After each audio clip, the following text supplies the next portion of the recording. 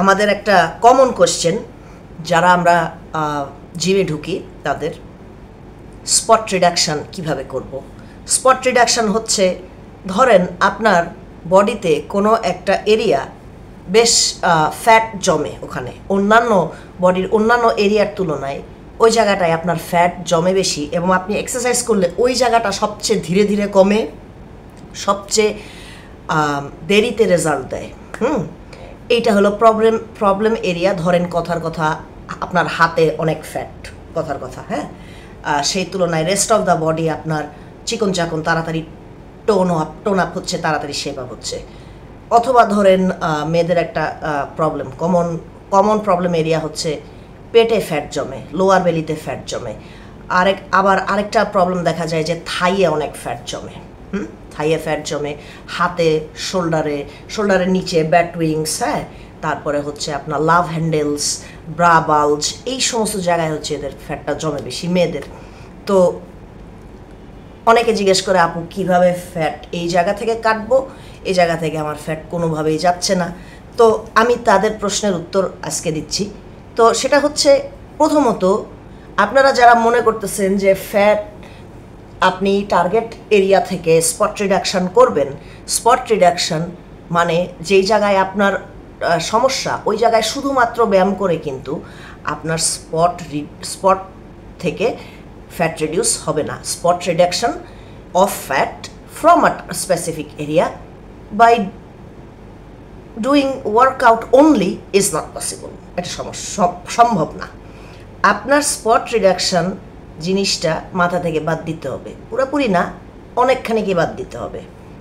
Spot reduction শুধুমাত্র আপনি workout করে আপনি আপনার হাতে বা পায়ে বা পেটে আপনি কিছু এক্সারসাইজ করে আপনি অল্প কিছুদিনের মধ্যে আপনি ফ্যাট কেটে ফেললেন, এইটা পসিবল না। আমরা যখন গায়ে ফ্যাট স্টোর করি তখন আমাদের পুরা গায়েই ফ্যাট স্টোর হয়। এখন মানুষের জিনের কারণে, জেনেটিক্সের কারণে, যেটা আপনি প্রকৃতি থেকে পেয়েছেন, আপনার ফ্যামিলি থেকে আপনি পেয়েছেন, বডি স্ট্রাকচার, কোথায় ফ্যাট স্টোর হয়, কি ডিজিজ আপনার গায়ে আছে, এগুলো আপনার জেনেটিক্যালি আসে। এগুলা আপনি চাইলেও এগুলার উপরে আপনি কসমেটিক সার্জারি না করলে আপনি এগুলার উপরে খুব বেশি খবরদারি করতে পারবেন না। তো এই জন্য আমাদের যখন গায়ে ফ্যাট জমে তখন দেখবেন একেবারে মাথা থেকে পায়ের আঙ্গুল পর্যন্ত পুরোটাই ফ্যাট জমে, ঠিক আছে। তো এই জন্য এক্সারসাইজ করলে যেটা হয়, প্র্যাকটিক্যালি যেটা হয় সেটা হচ্ছে, আপনি যখন এক্সারসাইজ করবেন তখন আপনার বডি থেকে ফ্যাট, পুরা বডি থেকেই ফ্যাট বার্ন হবে, ঠিক আছে। পুরা বডি থেকেই আপনার ফ্যাট বার্ন হবে, ফ্যাট ইউটিলাইজ হতে থাকবে। আর এক্সারসাইজ করতে থাকলে, প্রপারলি খাইতে থাকলে, সাপ্লিমেন্ট নেওয়া লাগলে সাপ্লিমেন্ট নিয়ে আপনি ক্যারি অন করলে ওয়েট লস জার্নিতে, তখন যেটা হবে সেটা হচ্ছে আপনার বডি থেকে ওভারঅল ফ্যাট নামবে, একটা নির্দিষ্ট জায়গা থেকে ফ্যাট নামবে না। নির্দিষ্ট জায়গা থেকে ফ্যাট শুধু তখনই নামানো যায় যখন আপনি কোনো লেজার সার্জারি বা কসমেটিক সার্জারি করেন, ঠিক আছে। তো এখন হ্যাভিং সেড দিস, আমি সমাধান যেটা দিব সেটা হচ্ছে, আপনারা যদি টার্গেট এরিয়া যেটা আপনাদের প্রবলেম এরিয়া যেটাই হোক প্রবলেম এরিয়া, ধরেন পেট, যদি আপনারা পেটের মেদ কমাতে চান বা হাতের মেদ কমাতে চান বা পায়ের মেদ কমাতে চান, সবার আগে যেটা করতে হবে, একটা ওয়েট লস জার্নিতে যেতে হবে। ওয়েট লস জার্নিতে গেলে আপনাকে কি করতে হবে? এক, আপনাকে এক্সারসাইজ নিয়মিত করতে হবে, সপ্তাহে 6 দিন এক্সারসাইজ আপনার করতে হবে, নাম্বার 1। নাম্বার 2, আপনার এক্সারসাইজে কার্ডিও থাকবে 30 মিনিটস বা 45 মিনিটস, তার নিচে না, ঠিক আছে। নাম্বার 3, আপনার ক্যালোরি ডেফিসিটে থাকতে হবে। ক্যালোরি ডেফিসিট মানে হচ্ছে আমি যতটা খাবো, যত ক্যালোরি খাবো তার চেয়ে বেশি বার্ন করব, এবং এটা হিসাব করতে হবে আপনাকে। হিসাবটা আপনি করবেন, আপনাকে আপনার ট্রেনার দেখাবে কিভাবে হিসাবটা করতে হয়। আপনাকে ক্যালোরি ডেফিসিটে থেকে থেকে থেকে থেকে আপনার গা থেকে কেজি নামাইতে হবে, ফ্যাট নামাইতে হবে, তাইলে আপনি সাইজে ছোট হয়ে আসবেন, ঠিক আছে। এই তো গেল একটা। আর এরপরে সেটা হচ্ছে আপনি যা খাচ্ছেন সেখানে আপনার প্রোটিন কন্টেন্ট বেশি, হেলদি ফ্যাটস থাকবে, কার্বোহাইড্রেট কমে আসবে, আপনার মাইক্রো দেখতে হবে, মাইক্রোনিউট্রিয়েন্টস দেখতে হবে, আপনাকে পানি বেশি খাইতে হবে। এবং আপনার যদি ওয়েট লস আরও বেশি ভিগোরাসলি করতে হয়, আপনি অবশ্যই সেফলি সাপ্লিমেন্টের হেল্প নিতে পারেন। সাপ্লিমেন্টের হেল্প অবশ্যই নেবেন যদি আপনার ওয়েট লস করতে হয়, প্রবলেম এরিয়া নিয়ে আপনাকে ডিল করতে হয়। ঠিক আছে, এ তো গেল। তারপরে হচ্ছে ঠিকমতো ঘুমালে যেটা হবে, 7 থেকে 9 ঘন্টা ঘুমালে, তাহলে আমাদের বডির মেটাবলিজম সিস্টেমটা ভালো থাকবে। এবং মেটাবলিজম যখন ঠিক থাকবে, মেটাবলিজম যখন ক্র্যাশ করবে না, তখন আপনার কিন্তু সারাদিন আপনি যখন জাগ্রত থাকবেন এবং ঘুমন্ত অবস্থায় থাকবেন, রেস্টিং অবস্থায় থাকবেন, তখন আপনার কিন্তু ফ্যাটটা বার্ন হতে থাকবে। ঠিক আছে, তো এজন্য ঘুমটা অনেক ইম্পর্ট্যান্ট। ঘুমাইলে আপনার সমস্ত বডি সিস্টেমের প্রত্যেকটা জিনিস ভালো থাকবে এবং আপনি সুস্থ থাকলে আপনার জন্য ওয়েট লস ইজি হবে। এই তো গেল। এবং আপনাকে যেটা বলেছি, পানি খেতে হবে, স্টেইং হাইড্রেটেড। কারণ আমাদের পানির সাথে আমাদের যখন বাওয়েল মুভমেন্ট হয়ে যাবে, আমাদের যখন পানি তো আমাদের স্কিন ভালো রাখে, পানি আমাদের বডিকে রিপ্লেনিশ করে, তাই না? বডিকে হাইড্রেটেড রাখে। আমাদের পানি খেলে আমাদের এক্সেস, আমাদের তো মানে পানি তো লাগেই, এক্সেস যে হাঙ্গার যেটা হয়, চোখের একটা ক্ষুধা হয়, পানি দিয়ে এই চোখের যে ক্ষুধাটা এটা নষ্ট করে দেওয়া যায়। সো পানি যে খায় বেশি, তার কিন্তু চোখের ক্ষুধা যেটা হিডোনিস্টিক হাঙ্গার, এটা কিন্তু সে অ্যাভয়েড করতে পারে। শুধু তার যখন সত্যি সত্যি খিদা লাগে, হ্যাঁ 3 বেলা 4 বেলা, তখন সে খায়।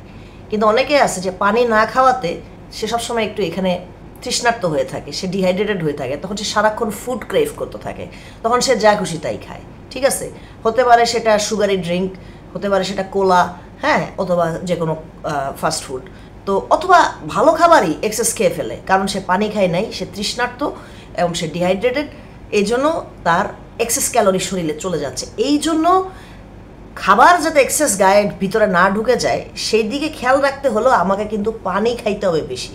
আর পানি বেশি খাইলে আপনার এক্সেস যে চোখের খিদা, ফলস হাঙ্গার, এটা কিন্তু হবে না। সো এই ছিল বিষয়। এখন লাস্ট যেটা আপনাকে করতে হবে সেটা হচ্ছে আপনার এক্সারসাইজ। এক্সারসাইজ আপনি অবশ্যই মনোযোগ দিয়ে করবেন। এক্সারসাইজের ভিতরে কার্ডিওর পাশাপাশি আপনাকে স্ট্রেংথ ট্রেনিং করতে হবে, কারণ স্ট্রেংথ ট্রেনিংয়ে, ওয়েট ট্রেনিংয়ে আপনার ক্যালোরি অনেক বার্ন হবে। আপনি শুধু স্ট্রংই হবেন না, আপনার বডি টোনড হবে, শেপড হবে, এবং আপনার ক্যালোরি কিন্তু সুন্দর ধুমায় ধুমায় বার্ন হবে। ঠিক আছে, কারণ ওয়েট ট্রেনিংয়ে অনেক ক্যালোরি বার্ন হয়। লাস্টলি আমি যেটা সাজেস্ট করি, কাউকে আমি নিরাশ করতে চাই না, সেটা হচ্ছে ধরেন আপনার ব্যাক ফ্যাট আছে, কথার কথা, আপনি যা যা বললাম সেগুলোর পাশাপাশি আপনি আপনার যে প্রবলেম এরিয়াকে একটু সুন্দর করার জন্য, ওই জায়গা থেকে ধীরে ধীরে টোন আপ করার জন্য, ওই জায়গাকে আরেকটু মানে দেখতে যাতে ভালো দেখা যায়, যাতে ফ্যাটটা বোঝা না যায়, হ্যাঁ, ওই জায়গা যাতে টাইট থাকে, সেজন্য আপনি যেটা করতে পারেন সেটা হচ্ছে 2 থেকে 3 দিন উইকে ওই টার্গেট এরিয়া যেটা, ওইটার উপর এক্সারসাইজ করতে পারেন। বিভিন্ন ধরনের ওয়েট ট্রেনিং এক্সারসাইজ করতে পারেন, যেমন ব্যাকের বেশ কিছু ব্যায়াম আছে, ওগুলো আপনারা করতে পারেন। হ্যাঁ, মডারেট ওয়েট দিয়ে হাই রিপিটেশনস 3 থেকে 4টা সেট এভাবে করতে পারেন, হাই রিপিটেশনস লাইক 15 to 20। তাহলে মাসেল টোন হবে প্রবলেম এরিয়ার, এবং ওই জায়গাটা অত থলথলে দেখা যাবে না, সুন্দর দেখা যাবে, ভিজিবল হবে। You can't spot reduce, but you can spot build muscle, যার ফলে হবে কি, ওই জায়গায় ফ্যাটটা থাকলেও ওই মাসেলের কারণে ওই জায়গাটা ভালো দেখা যাবে। সেম গোস ফর ইয়োর বেলি।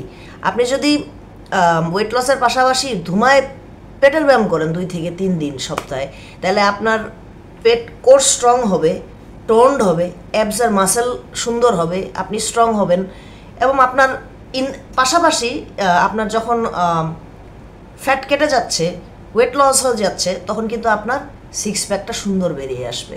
তো এক্সারসাইজ করলে, টার্গেট এরিয়া, প্রবলেম এরিয়ার উপরে এক্সারসাইজ করলে আপনি বেনিফিট একটু হলেও পাবেন। ঠিক আছে, তো যেটা আপনার টার্গেট এরিয়া সেটাকে আপনি ফোকাস করুন, অ্যাটলিস্ট 2 দিন মারবেন উইকে।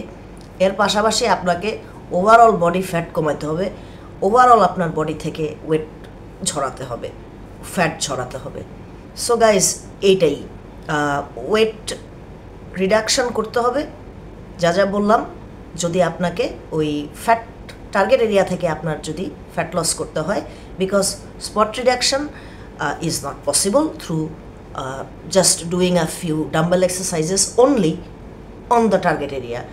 হ্যাঁ, it's possible you have to do a lot of things, যেগুলো বললাম এগুলো করবেন। আশা করি হোপফুলি আপনারা বেনিফিটেড হবেন, একটু হলেও বেনিফিটেড হবেন।